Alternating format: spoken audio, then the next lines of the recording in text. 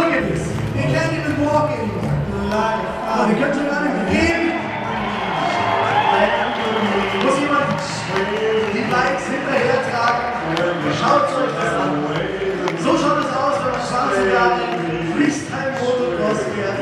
Also überlegt euch gut, ob ihr damit anfangt. Und wenn ihr damit anfangen wollt, solltet ihr zuerst mal mit den Leuten reden, die das Ganze betreiben. Ich möchte ein bisschen auf unsere Autogrammstunde hinweisen, die ganz zum Schluss gemacht werden. Und da sitzen alle diese Paare zum Ende der Show. Und wenn ihr Fragen habt, auch wenn sie extrem tätowiert sind und für euch wahrscheinlich aussehend total irre sind, geht einfach dahin, holt euch Autogramme und sprecht mit denen. Wie wird man sowas angeboten, wie man haben und. So, jetzt haben sie es dann bald geschafft.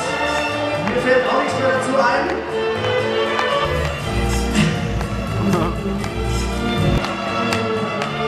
Jetzt ist sie noch daher.